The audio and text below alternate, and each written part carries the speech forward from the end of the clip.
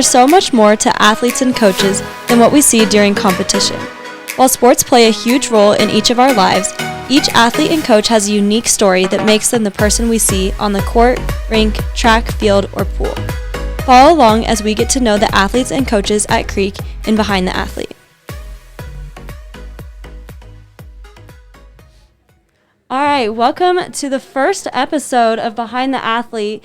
I'm Kel McDavid. We've got William McDavid and Coach Dertinger, boys basketball head coach.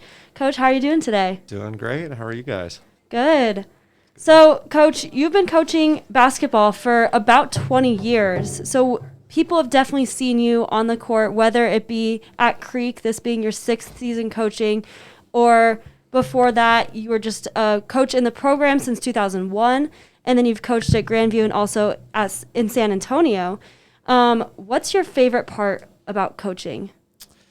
Well, for one, I love the game of basketball, and so when your career ends as a player, for me, that I immediately started thinking about how can I stay involved in the game, and I knew I was going into education. So for me, it was just like, gosh, it just made perfect sense to want to follow that path and coaching. And the reason I got into teaching and coaching is just to work with young people and impact lives positively as much as I can. And so it just kind of seemed like a passion that I wanted to follow. So speaking of impact on players, did you ever have any coaches that have really impacted your coaching style or even who you are as a human? Absolutely. I think back to all of my coaches, even just growing up playing Little League, in multiple sports or whatever. I think that every coach that you come across impacts you in some regard, whether it be positively, sometimes unfortunately negatively. But I would say my journey as a player, I was blessed to have played for a lot of great people, very good coaches, and so yeah, I can name a few for sure. Like Coach Bancroft was my freshman coach, and he was also my favorite teacher. He was an English teacher here, and he just thought the game in a really interesting way that he valued when players were just players and didn't really. There's a lot of robotic type play going on when you have set plays and things like that. But if I went off script as a freshman, he had confidence in me that, as long as you're making the right read or making the right basketball play, that was okay. And so that was refreshing for me to just understand that there is, some flexibility out there that, a set play or a patterned offense or something like that is just kind of a construct, and then you're just playing basketball within that construct. So he's definitely somebody that impacted me both on the court and in the classroom. He was a really good teacher that challenged you to similarly think outside the box and just challenge other people's beliefs and just kind of find yourself as a thinker and as a player. And then I was fortunate to coach underneath the guy that actually gave me my first coaching opportunity. His name is Charlie Bogus, and he's got over 500 wins down in Texas. He's a Hall of Fame high school Texas basketball coach, and I went to him when I started teaching at that school, Alamo Heights, and told him I was interested in coaching. And first thing he wanted to do was just go grab a bite to eat and talk basketball. And he's just somebody that has a really great mind for basketball. But aside from that, we talked just like we are now, just about being people. And so I would say that he's really somebody that impacted me as I started my coaching career. Just, be yourself. Everybody's got different strengths, but as long as the players know that you are genuinely invested, I think that there's a way to get through to them. And so, if you're not the best X's and O's person or motivator or all the different things that come into coaching, as long as you're being yourself and you're genuine and the players know that you care as much as they do about it, then I think you're going to make an impact on them. So That's awesome. When we talked a little bit before this, and you talked about kind of some of your top coaching memories, one of them is just building relationships with your players.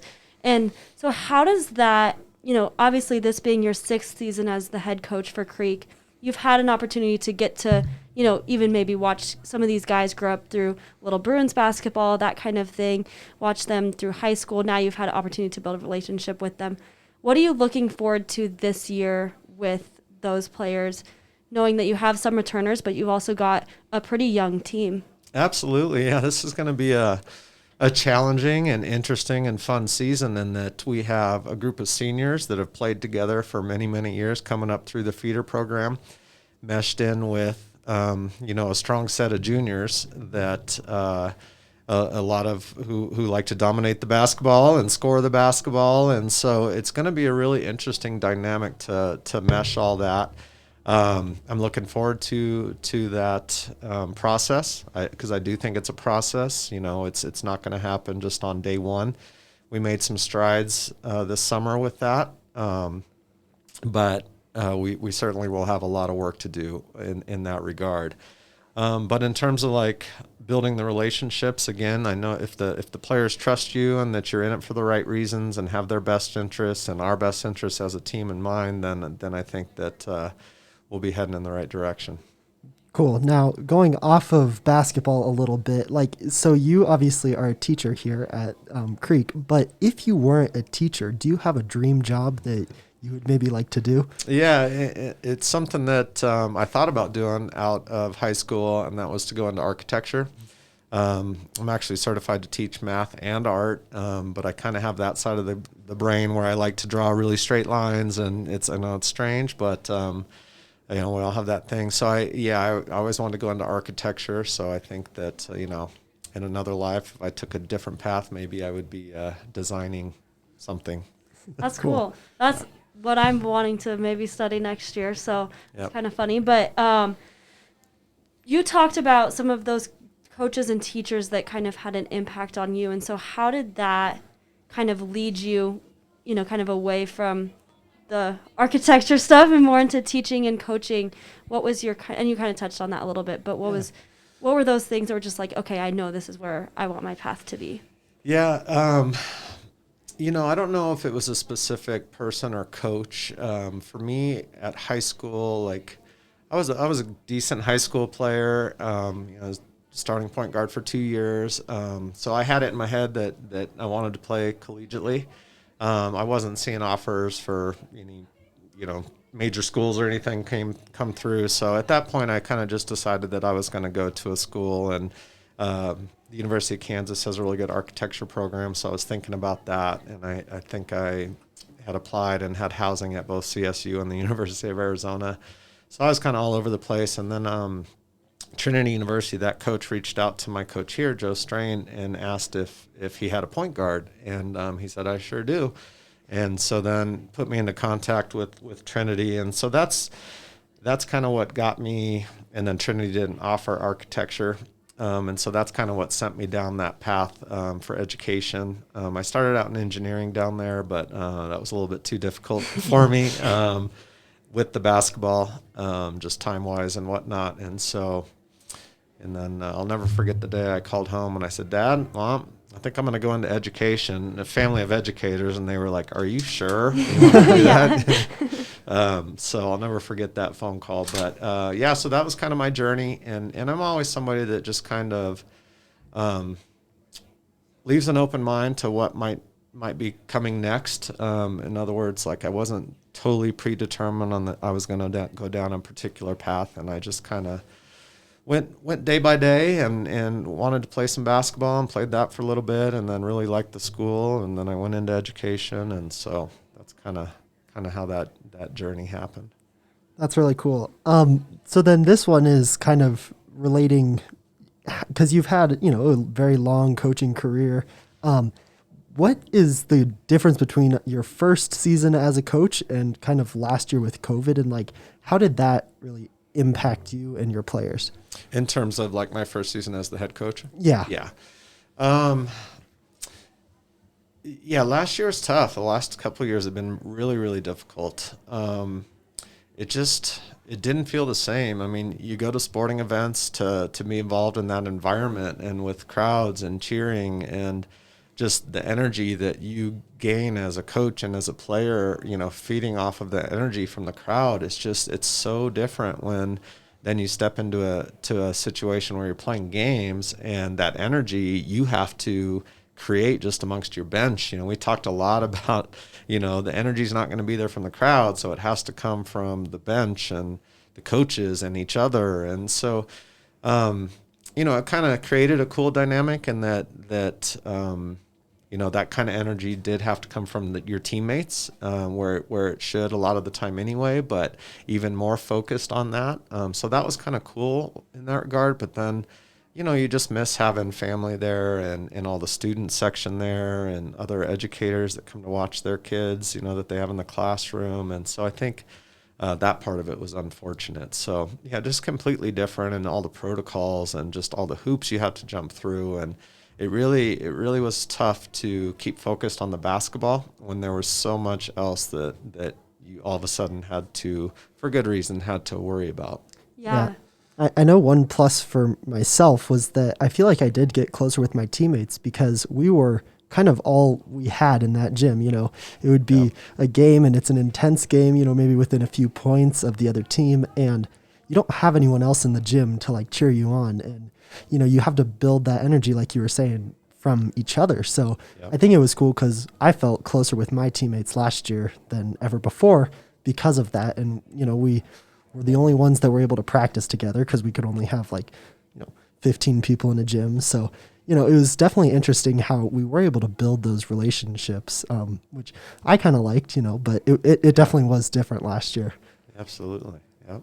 So I've heard some rumors that you're also a hockey guy. You like hockey. So what can you tell us about your love for hockey? Yeah, that started at a young age. I never played the game, but we always went to University of Denver games growing up, and back. I can remember when they even played the Russian national team and things like that. So, and we would go to a lot of the old Colorado Rockies NHL games. But I think what draws me to that sport, and I still love it, first of all, I'm impressed at what those athletes can do on the ice with a stick and a piece of hard rubber. Yeah. And moving 100 miles an hour and avoiding checks and having to stick handle. Just the hand-eye coordination. So I have a lot of respect just for the sport. But then what also draws me to it is just the culture of the sport. To be honest, I'm not a huge NBA fan, and part of that is cultural. I do like watching the basketball. Those athletes are super impressive in how they play the game. But when you watch an interview with a hockey player versus an NBA basketball player, it's just totally different for the most part. That's a generalization. But for the most part, hockey players are super humble. They always give credit to their teammates. They never take the credit themselves. Coaches too. It's very team oriented, and it's very much about us and our organization, our team versus me and what I'm doing. And I just find that refreshing. My son's a hockey player, and I've also been impressed with just how USA Hockey structures their program. It's very well thought out. The practices that come down through USA Hockey for junior hockey, for young hockey players, it's impressive. So I just think that they've got their stuff figured out, and it's a very humble sport. So I think it's a neat one, and I think it's one of the best ones to watch live. Cool. Are the Avs your favorite hockey team? They are. For some reason, my son has become a huge Maple Leafs fan, which is kind of strange. But and I think they scored 8 goals on the Avalanche last night. Oh, no. But yes, yeah, no, I'm a huge Avs fan. Yeah, love that team. Very cool. Well, I think I'm good. So we've got a couple rapid fire questions all right, for you real let's quick. do this. Okay, what's your favorite ice cream flavor? I like that salted caramel Oreo down here at Glacier. Ooh. That stuff, that's yeah. I'll have to try that one. Yep. Your favorite food, just in general? Mexican food. Okay. Nice. Favorite color? Green. Why green? I don't know. Ever since I was a kid, I just liked green. Yeah. I like it. Yeah, maybe I like fresh cut lawn. Oh, yeah. There you go. Your favorite number? 3. Is that your number growing up? Or whenever just, it could be, yeah. I was always number 3 at whatever sport. I always wanted to be number 3. I wore 20 in high school on the basketball court because there wasn't a number 3. Those are back in the days when the coaches didn't really care what players wanted, and they just ordered the jerseys, and they're like, "Here, you're taking that." And now it's now it's a little bit different. But yep. All right, you're a math teacher, but math or science? Oh, definitely math. English or history? Neither. Still math. Perfect. Yeah. Very cool. Yeah. Well, thank you for joining us today. It's Absolutely. been great to get to know you, and we look forward to this basketball season. I believe that your guys' first home game is December 10th. That is next Friday. Correct. So, yeah, we will be excited for that game and just excited to follow you guys this season. Well, and we're looking forward to having you out there, Will. So go win a state championship first, and then we'll see you out on the hardwood. We're looking forward to that. And Kel, I miss seeing you out there. I always respected your game. Whenever I watch practice, you're like the one person going all out defensively. That's my kind of player. So. Well, thank you. Well, we're excited for this season. Can't wait to see what the team does, and it was great having you on. All right. Thanks so much, you guys.